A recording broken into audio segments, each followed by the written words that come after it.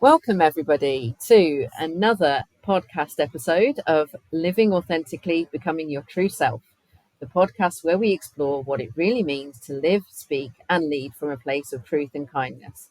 As ever, I'm your host, Sue Whitaker.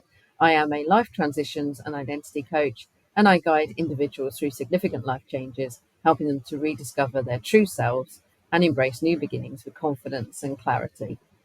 I'm really looking forward to today's episode as we talk all about social identity and looking at relationships with others as well as ourselves.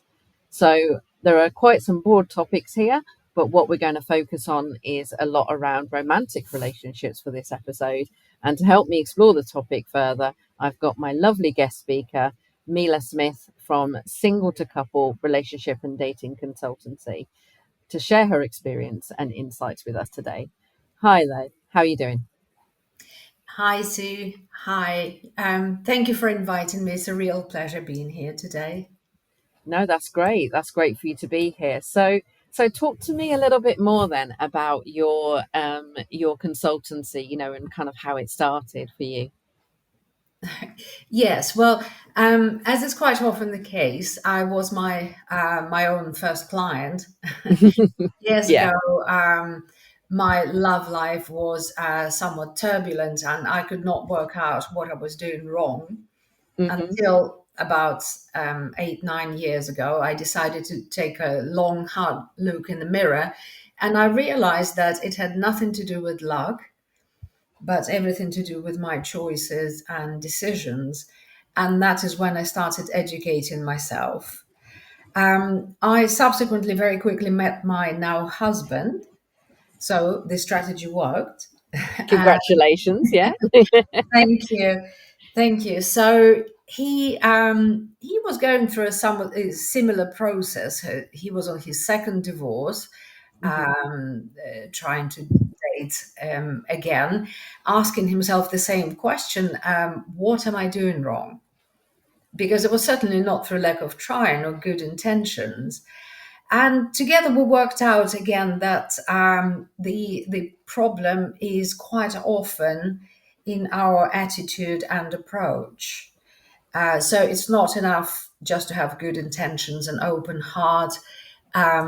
All this area is governed by a certain science, psychology, sociology. So understanding the fundamentals of a healthy relationship, particularly a romantic relationship, is very important.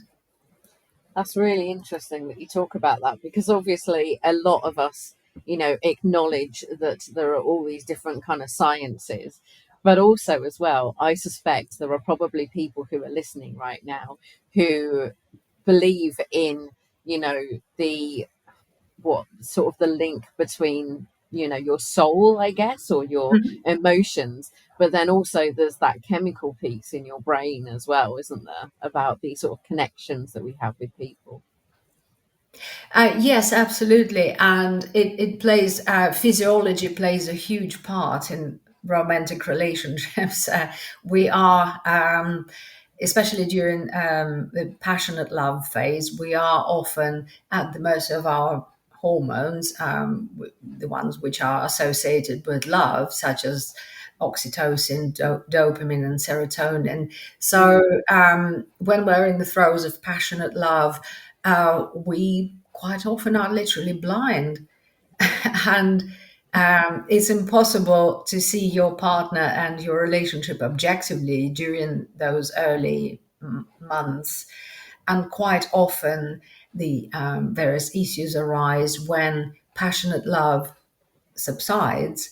Yeah. But in a healthy relationship, in a relationship with healthy foundations and approach, what happens is that passionate love transforms and it becomes companionate love, as the scientists call it. And companionate love is the kind of love that we want in the long run. It keeps people together over time, and it's characterized by emotional intimacy, friendship, support, and in a way, it's a choice. So we can't just rely on our hormones to do all the work. And Yeah, that yeah. is where I come in and I try to guide people to make better choices. See, that's really interesting, you see, because from my experience, so I've been happily married now for 19 years. Yay! It's yeah. Um, thank you. Um, but it wasn't always plain sailing, you Mm. know. And one of the things I will say, and I often do when I talk to people about this, is that my husband and I are actually very different people now from who we Mhm. were when we got married. I mean, we got married. So what? I got married at 26. Um, some would say that's a little old. Some would say it's a little young. I don't know. You Mhm. know, that's a whole nother thing. But um, we actually got married in quite a difficult time in my life because my husband Mm. proposed to me when my father was really ill. And I think one of the things that, um, one of the reasons maybe he did that was because he could then ask my father's permission before he passed, but also let my father know that he was sort of going to be look after me, sort of thing. So everything was okay. Um, and at Mhm. the time, it felt completely natural. But I think reflecting on it now, I think there was definitely a pressure, um, not only to do that, but also Mhm. to get married as well, because Mhm. you know, my husband and I were friends first, which was good, It's and great. we, which was very good. Then we started to have feelings for each other, etc., and we got married. We started going out, then we lived together, then we got married. And his brother was is 2 years older than him, so it almost felt like we were kind of like literally following the next step on, So his Yeah. older brother started dating and got engaged. Then we started dating, got engaged. They got married. We got married. They had kids, and we Mhm. went, oh no, that's where the pattern ends because we didn't want children voluntarily. Right. Um, Mhm. but it's really interesting because you often when you are together, there's quite a little bit of peer pressure, isn't there, with people when you've been together for a long time to take it further as such, take it to that point of being married. Whereas actually, I don't think it's for everybody, is it? No, no, of course. So I think we complain a lot about modern times and modern dating. Mm, However, in my opinion, we now we're living at a time when we have more freedom than ever to mm, choose the path without societal pressure. right. So yes, we can get married should we wish, and it was our choice to get married as a romantic gesture.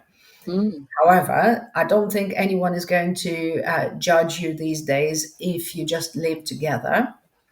And likewise, there what sociologists call these days living apart together, LAT.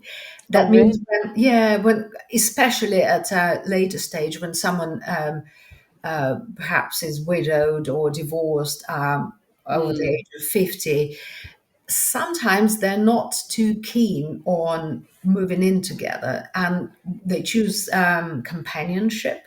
mm, So for some time they live apart.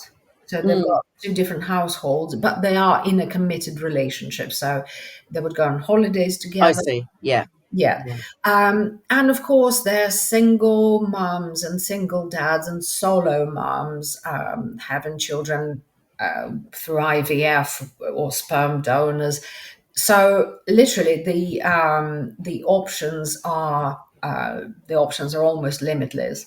Whereas when you go 50, 100 years ago, I think the social pressure and the societal expectations were quite black and white. Mm, But mm. these days, yes, we've had variety of options to choose from. Um, Although the majority of people, I would say, want to have a permanent partner. to have a stable Yeah. relationship. Yeah. Yeah, that's a real that was probably one of the things I was going to ask, which is, Mm. clearly your area of expertise is again is going from that single person to couple. So clearly having, a partner of Mhm. some kind. Um, do you come across people who basically they don't know what they want, or they actually don't know whether they want to remain single? They just know they're not happy where they are at the moment with their social connections.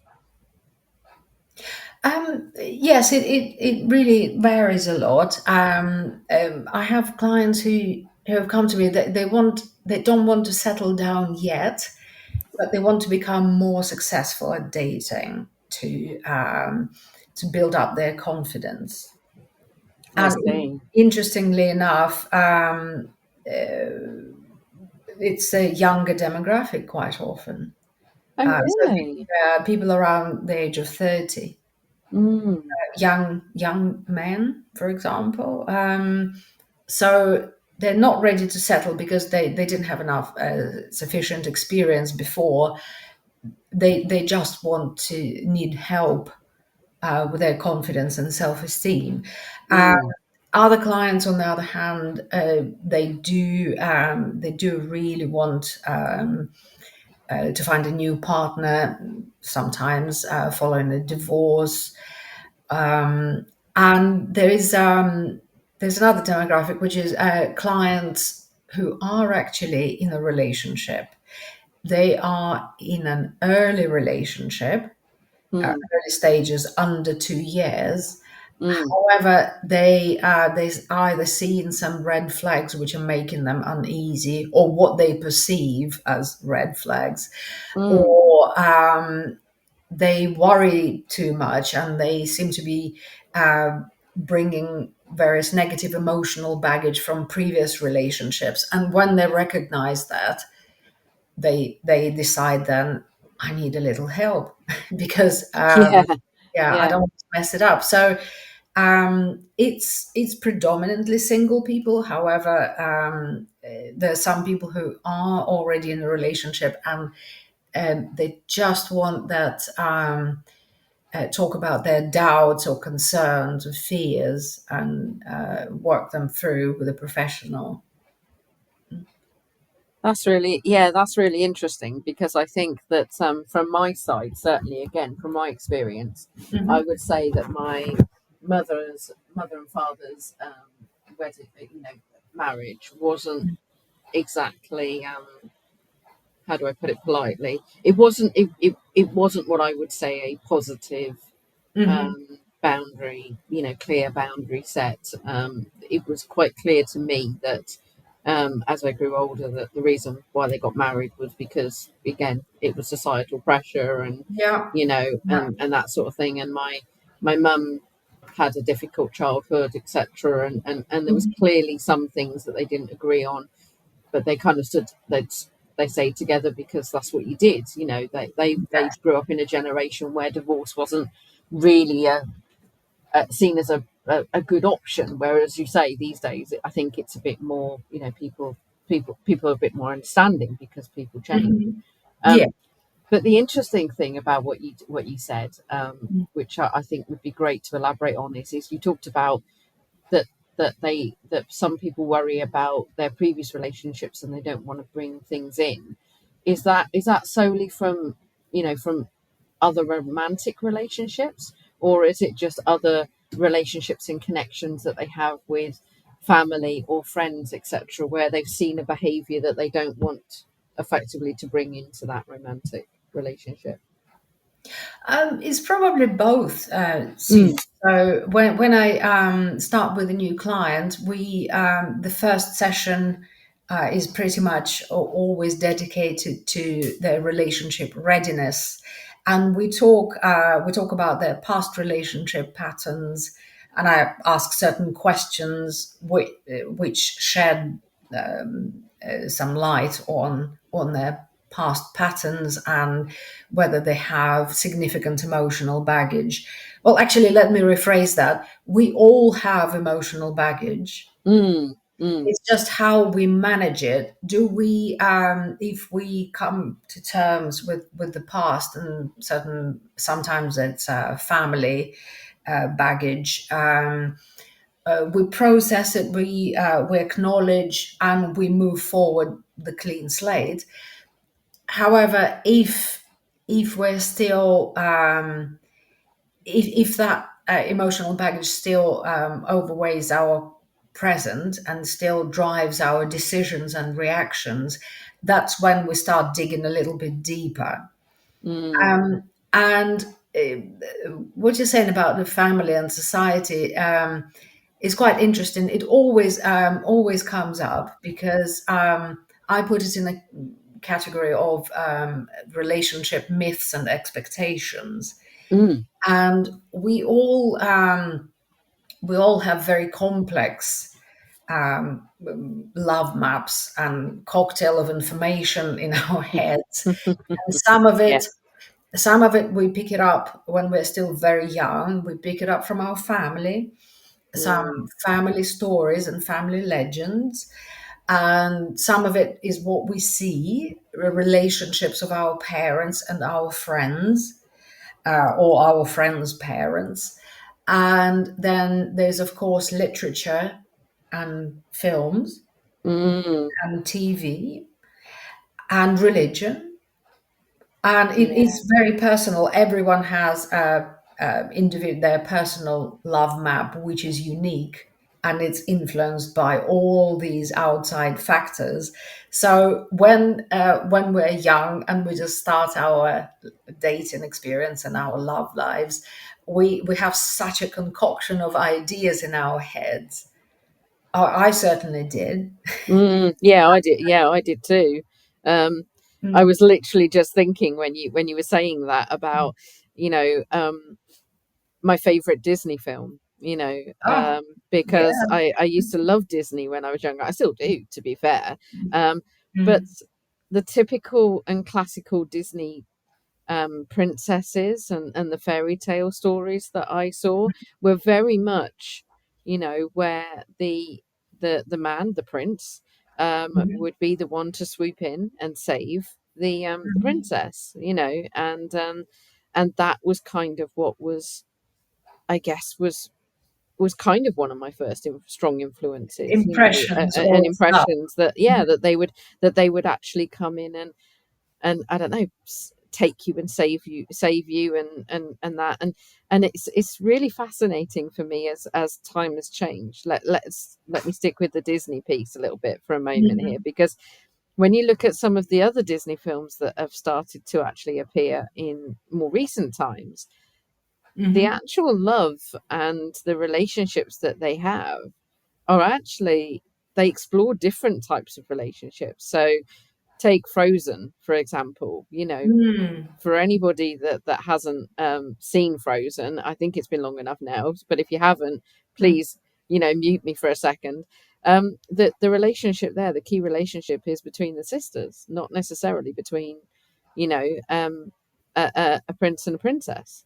So that, and they say that part of their thing is love, and that love that they have for each other is very powerful, and I quite like that, because I like um, the fact that there's different relationships. I mean, for example, another good Disney film is called Brave, and I don't know Yeah. if you're aware of that one, but that one is about a Scottish princess, um, but it's to do with the relationship with her mother, not so much the relationship with a suitor, and it's overcoming the difficulties of that relationship, or seeing what you have in common. So I find it quite fascinating, because, as you say, about what film and literature and religion teaches us about these sorts of things. And I think definitely when you're starting out, you can have that view in your head, can't you, of what would make um,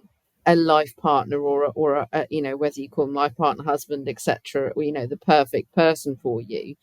um, have you come across people who genuinely believe that they create somebody, or they have like an idea in their head of a partner who just isn't realistic? I Oh, know. absolutely. Right. Absolutely. I dedicate at least a whole session to love and relationship myths and misconceptions. Mm. At least, and with some people, we have to stay on on the topic for a lot longer, because we are many of us are driven by those unrealistic expectations and misconceptions. So, for example, the common sense notion that to improve a relationship, couples decide to have a child or have another child. But Mm. uh, according to research, we know that unfortunately, happiness declines in the relationship with every new child, because it Mm. takes so much investment, and disagreements arise. So it actually does the opposite to a relationship. And there are many, many other myths and misconceptions. I can say that with confidence, because part of my training was access to really groundbreaking research. It was a Mm. study conducted over 30, more than 30 years, when thousands of couples were interviewed every year, Mm-hmm. and about 50% of them stayed together, and Mm. about 50% of them are no longer together, they split. And then, interestingly enough, the individuals were followed, uh, Mm. their path onto a new relationship or not. So, to cut long story short, what we have for the data collected from that research is absolutely invaluable, because it is real. It has real life backing, Mm. and it shows very clearly which ideas are myths and which ideas are supported by research, and it's what keeps people together and what splits people up. And to give you another example, a very common misconception is the best relationships are without conflict and disagreements. Mm. And so I think we can apply this to relationships with parents or siblings or even Yes. work. So in that study, Yes. those couples who reported having no arguments and no conflict, they split within a couple of years. This. Because Yeah. That's really interesting. Sorry. Carry on. Yep. yes, yes, and just to finish that thought, so what it indicated, that the lack of disagreements and conflict, it doesn't mean that they don't have them, because everyone does, but it means that at least one of them or both partners are not being honest. They're not voicing their concerns. They're not discussing kind of misalignment. They brush it under the carpet, and what happens over the course of time, it always leads to resentment, and arguments start and then escalate, because people can't Mm. bottle it up anymore.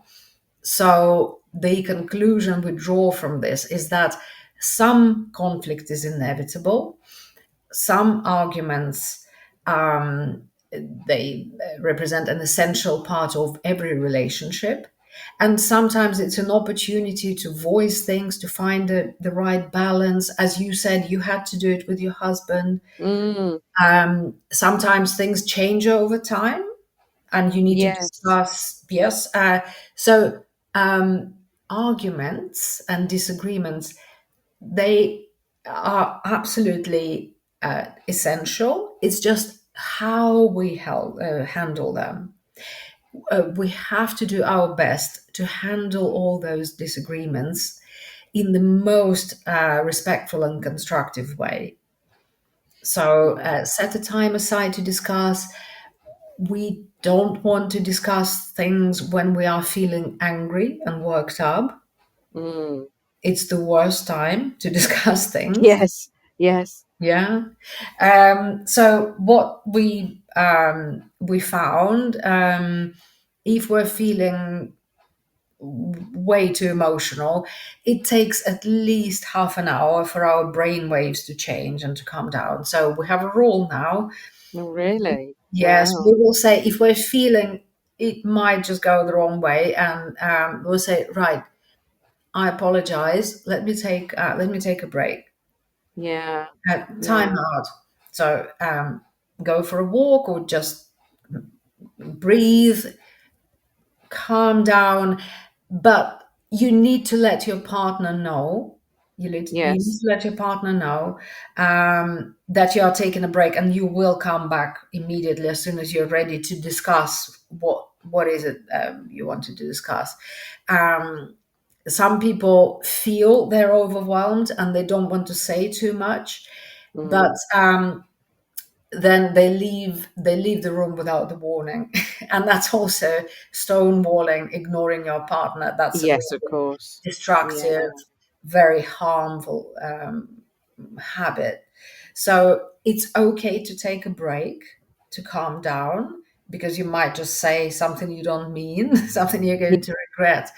But we must let our partner know that this is what's happening, You see, and then come back. it's yeah, it's a really interesting point of view that you're talking about there, because I actually was remembering again with my husband. You know, we Mm. had some differences, but we didn't actually, I would say, have a shouting match. You know, we Mhm. didn't have, but we did have disagreements, but we didn't talk about them openly.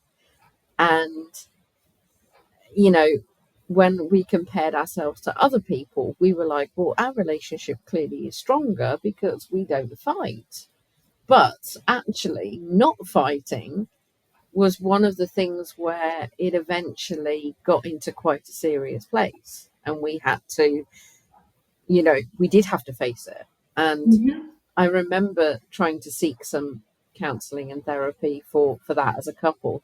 And we found the couple element or the couple therapy quite difficult, because we realized quite early on that actually we both had individual issues that needed to be resolved, that we needed to resolve first before we could come back as a couple.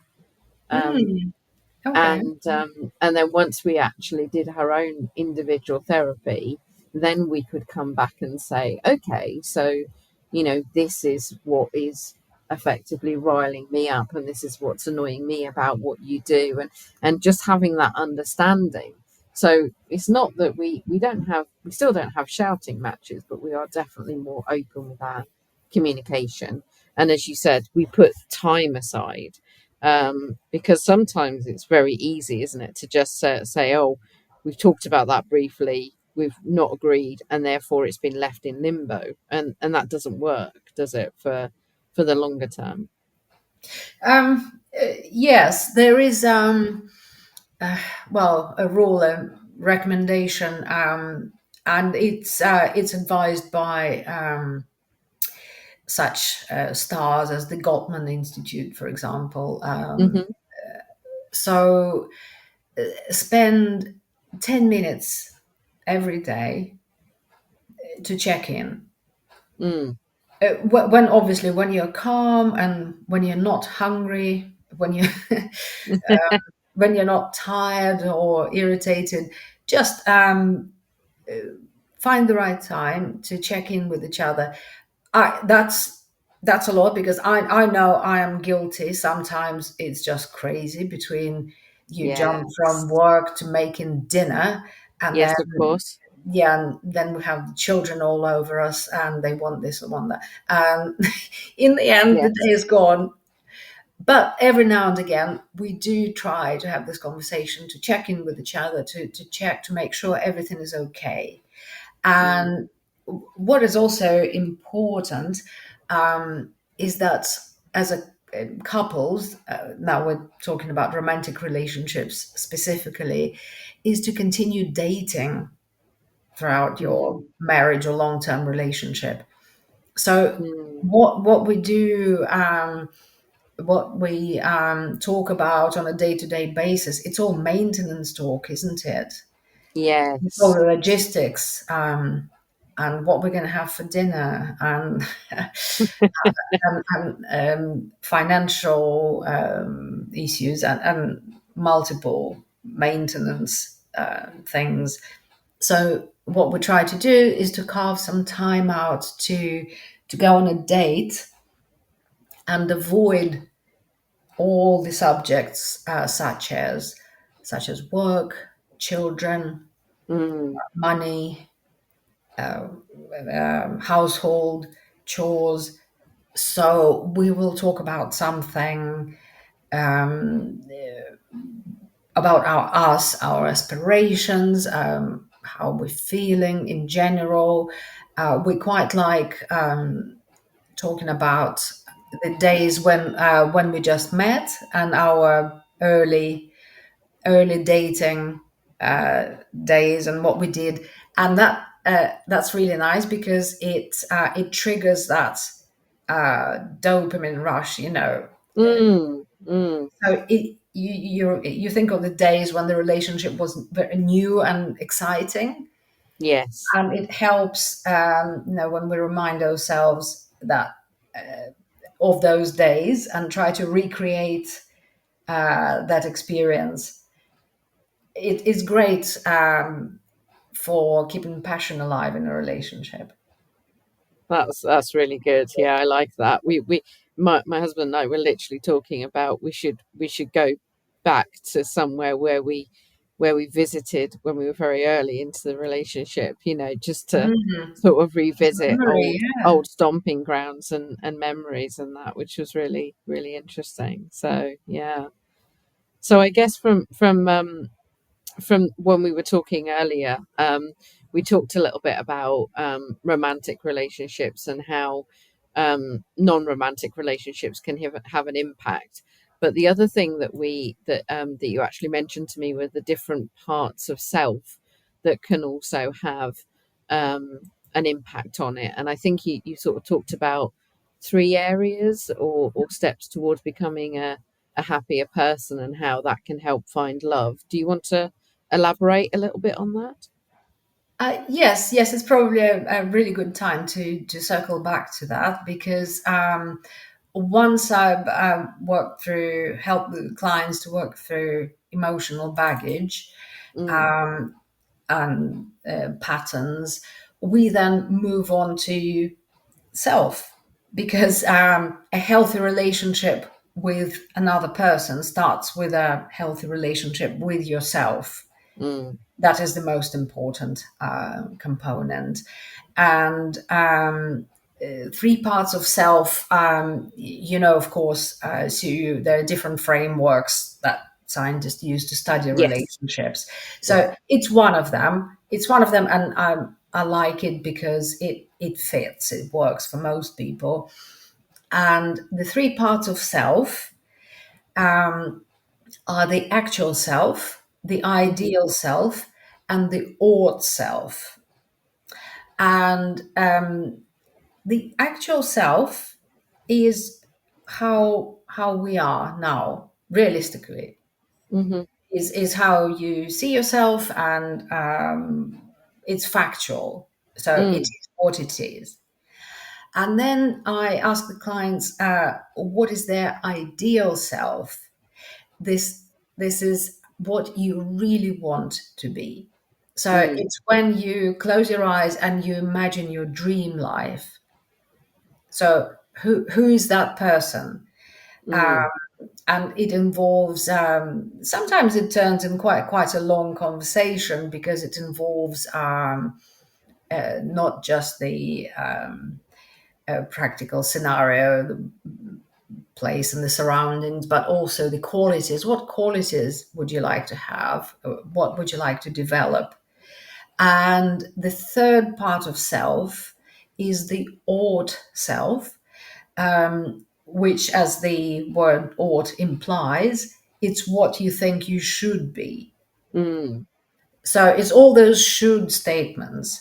And sometimes they're not coming from us, sometimes they're coming from the societal expectations, family. For mm, example, I ought to be a better parent. I ought to be a more punctual person. Um, so all these three parts, they always coexist with Mm, ourselves. And some of them are really aligned. So, for example, there are parts of me which I think I've achieved a balance between the actual self, the ideal self, and odd self. So, for example, in my view, it's being a parent, a hands-on, available, friendly parent, and this is something that I am. I mm, want to be, and I mm. should be, in my view. So Yes. that part of my life is aligned. However, uh, some other parts are not so aligned, and me and my clients, of course, we often find a discrepancy. Mm, So between our actual self and the person we want to be and the person we think we should be. And if there is a gap, significant gap between our ideal self and the actual self, we feel dejected and depressed because mm, we're not fulfilling our dreams, we're not achieving our aspirations. And if there's a significant gap between the actual self and the odd self, we experience anxiety mm. more often than not because we're under pressure. We're under pressure to be something because someone needs something from us, or we think we sometimes we put ourselves under pressure. So Yeah. the reason I have this conversation with clients is to uncover what is it they're not happy with at the moment at that point in their life, and before we rush into a relationship. Mm, And as you said, there was an interesting point you made. You discovered that you and your husband, you had some personal difficulties you mm. had to deal with individually. They had nothing to do with the relationship. No, they would literally just, and the only reason why we were so aware of them is because they were a catalyst, I guess, to Hmm. conflict in the relationship. Yeah. But it sounds very much like the work I've done on myself has Mm. been getting that odd into alignment, because I've spent probably a lot of my life being what others thought I should be, as opposed to my true self, my authentic self. And that's Yeah, it's kind a of, really good example. Yeah. yeah, yeah. And and there's a certain element of, it feels very liberating, if I'm honest, Mm. when Yeah. you suddenly realize Mm. that, no, actually, I want to be this, or I want to do this, and I guess one good example for me was again was having children. We made the decision not to have children.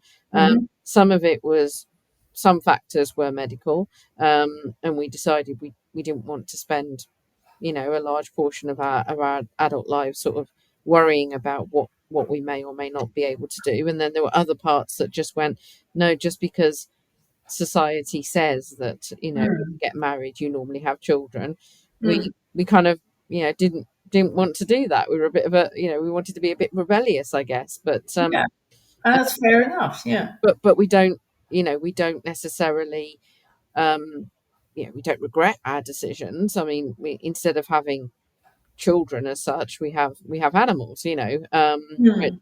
we find very, we find very fulfilling. But it's interesting because, again, when you're newly married, etc., a lot of people will ask you, when are you going to have children, or when are you going to, when's that going to happen? Because people just automatically um, accept that that should be something that will happen. And sometimes you have to be really quite, firm with people, that actually, that this is your decision, and it's okay, and that decision's okay. you know you don't have to have children to be happy, etc. But It's been definitely been an eye opener for me, that one, definitely.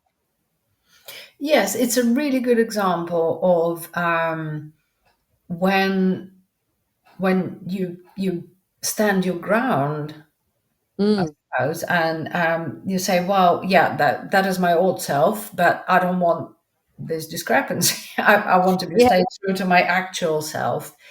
Um, I have lots of interesting discussions with clients around ideal self, believe it or not. So, if I ask you, what is your ideal self, Sue? Say again, sorry. If I ask you this Mm, question, what mm. is your ideal self? Oh my goodness. In, in, That's in that's few an interesting question. For me, I recently, as part of one of my courses that I'm doing at the moment, coaching courses, because obviously, in order to be a coach, I want to improve myself all the time, as we do. Um, we did some values work, and I guess one of the things that I align with is I align with being authentic.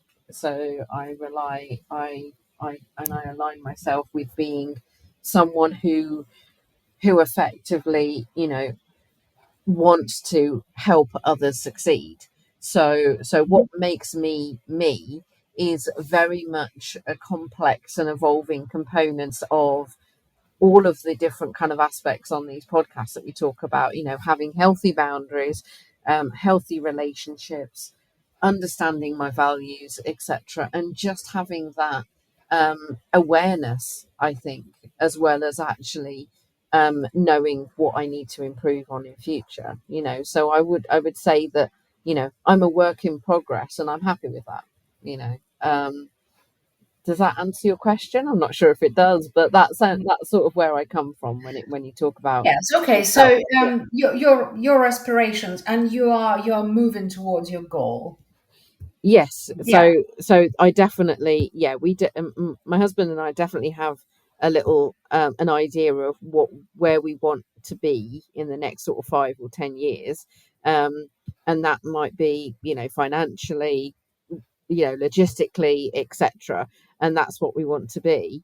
And I think that that's that the fact that we have that plan for me is quite grounding. Whereas previously, I wouldn't have had that background. I wouldn't have wanted to look forward. I'd have been like, oh no, I'm too worried about that. Whereas now I'm actually looking forward to the future because I know I can Mm. achieve it together. We can achieve it together. So yeah. No, that's great. So yes, that's exactly one of the proposed exercises is how to bridge the gap. Mm, So if you are not quite happy, satisfied with X, mm, then what can you do? What small steps can you take to make you a happier person, to bridge the gap between the actual self and the ideal self? And yes, I've got certain things I know it's not possible to have right now, but I have a plan mm, on how to get there. Um, uh, but some people, and again, it's a generic statement, but women tend to forego their ideal self almost. So when I work mm, with female clients, I say, so what is the ideal self? And they say, I'm happy with everything. I just want to be in a relationship. mm, And I say, no, no, no. Okay, that is different because a relationship involves another person. But you, what would you like to achieve? Well, who do you want to be? And they cannot answer the question other than saying, I just want to be in a relationship. mm, mm. And interestingly enough, I haven't yet come across a man who would say that to me. Really? With Yeah. maybe with one exception, because they always have something kind of some aspirations and dreams they're chasing. Uh, but women often especially when they were married for a long time, they tend to Mm. lose themselves in the relationship. Yeah, And and that's a really interesting one actually, because I think one of the things that that certainly I worried about earlier in my marriage was um, what happens when, after years and years of being with my life partner, um, what happens when he's no longer there, because mm, there's a 50-50% chance that that one of us, that whichever one of us that will be not mm. here to will be here without the other one. And um and I think I found that very, very difficult, because I didn't want to completely lose myself in just being in, this relationship being such a big part of my identity. I mean, it's part of me, but it's not all me, and that's, I think, one of the reasons why I love doing what I do, having my own business, etc., and speaking to other people, helping people, because it's something I do. It's something that's Mhm. unique to me, and it's separate from our relationship. And I find that really quite interesting that you said that. So yeah. Yes, yes, I agree. I agree with you. And I personally, I have always been a very independent person. So, Mm, although there were times when I was younger, I would rely my happiness I would be relying solely on the state of my relationship, which is yes. also wrong. Well, it's not wrong; it's just less healthy, a less healthy scenario. Um, but I know that some people quite literally lose themselves, and it's never a great scenario. And it's not just because of the risk of losing the partner. And people lose Mm, their partners not through uh, death, but mm, they leave. mm. This is the clientele I'm often dealing with, that lose their partners because they had an affair and they left. Yeah, They yeah, leave. They leave for another man or for another woman, yeah, and that is just as bad because it's also a loss. yeah. In a way, it can be worse because they're still there and they kind of And torment. Um, so it's a very difficult process and part of the relationship. And although it's always loss is always painful, no matter what kind of people we are, um, it's just it's not healthy for that relationship itself to rely on it completely. You both partners will be happier partners. mm, They will have a better relationship with each other if they do something separately, if they have that self. For once, if you have people wrongly assume that you must have that having all interests and hobbies together shared is a sure predictor of relationship success. mm. And it's just another myth That's that's because that's interesting, because mm, I think that both me and my husband, we have a lot of hobbies that we used to do before we got together. mhm, You'd almost say that we actually met because of hobbies. mhm, And we do actually have a few hobbies together, but we also very much like our own things separately to that mm, the other doesn't get involved in. And as you say, I find that that's quite healthy, um, absolutely, to have other absolutely. things. Yeah. 100%. So it's not unusual and it's great. Lots of people meet because they have some common interest, member of a club, or they do sports or gardening, Mm, anything like that. That's completely normal. And it's great to have an activity uh, that you do together. But some couples think that that is a guarantee of relationship success, which is not. Sharing interests and hobbies predicts nothing. It's hmm, sharing key life values is what predicts one of the predictors of relationship success. So they're two different things. mm, Um, Also, in a long-term relationship, as we touched on this before, we do need to try and inject some novelty, some excitement into it, so it doesn't become Mm, stale. And this is an example of when it's okay to share some interests and hobbies, and it's mm, okay to have something to yourself. So when you and your husband, you go away and you do your separate things and things happen, and then you come back and you share, and yes, it's exciting because you're learning something new from your partner, which is exciting, yes. and secondly, you're seeing them in a different light because they went and they did something I didn't know, I wasn't present. And again, it's that that's reminds you of the early days of when things were all a bit of a mystery and you were learning new things about your partner, and that was exciting. Yes. So yes, that's just it's a trick. We in a way we trick our brain Mm, into recreating those early dopamine days yeah, again. yeah. And that's why it's according to science and research, it's beneficial to have to do separate things with different friends, as long as these things don't hurt the relationship. Mm, I mean, there are extremes. I'm not talking about extremes when when a partner disappears to, I don't know, play golf every day or something like that. yeah, When you take all your time away from the relationship. So, that's of when. course, yeah, of course, there has to be a balance. I was going to say Yeah, it's a balance, isn't it's a it? It's balance. Yeah. absolutely a balance. Mm.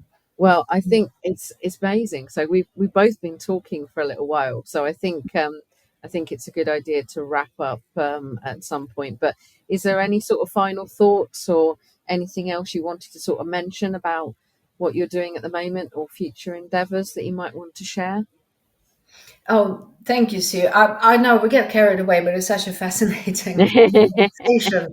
Um, so there are two ways that people can work with me.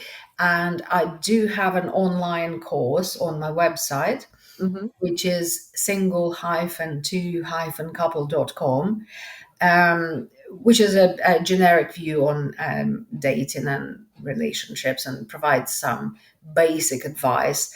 Uh, but of course, it's in my one-to-one coaching program that I can really help individuals because it's always tailored to their needs. Mm, And even though I do have I follow a certain framework and the sequence, the process, it's very individual. So we focus on what that particular client needs, and we can create a strategy which works for them because it's not an off the shelf solution. no, I It's a delicate area, and I would encourage people to take a look at my website, single2couple.com, and to book a free introductory call, which is completely confidential, of course, in which we can discuss whatever it is they think they have doubt or they need help with, because personal relationships, it's such a huge mm, important area of our well-being and our life in general. uh, definitely. yes, and we live in the world where we have an established networks of support for many areas such as careers, Mm, jobs. We have financial advisors to manage our money. We have parenting classes. We have fitness coaches, yes. business coaches. And yet, when it comes to choosing a life partner, one of the most critical decisions in our life, we quite often leave it to chance and to hormones and just sort of fall into relationships blindly. No, I agree. And I think Mhm. that's one of the reasons why, when we've talked before as well, when I talk about, supporting people with life changes and knowing what their identity is, again, we spend so much of our time, effort, resources, etc., on other such critical decisions, but we don't do it with that. So thank you very much for your time. I Thank you. appreciate coming on. I definitely think that you and I could talk again, and maybe we can do some collaboration further. For anybody who wants to access the websites, etc., I'll put them all in the podcast description, as well as any other contact details that you might have. But Mhm. yeah, thank you very much for joining me today. Oh, it's been a real pleasure, Sue. Thank you very much. Thank you for inviting me. No worries. Thank you very much. Thank you. And yeah, if anybody is listening, if this has actually resonated with you and you want to talk more to myself or Mila, then obviously just look at the contact details below. But until next time, then I'm just going to say stay grounded, stay curious, and keep living authentically. Thanks very much, everybody. Bye for now. Bye. Thank you. Bye.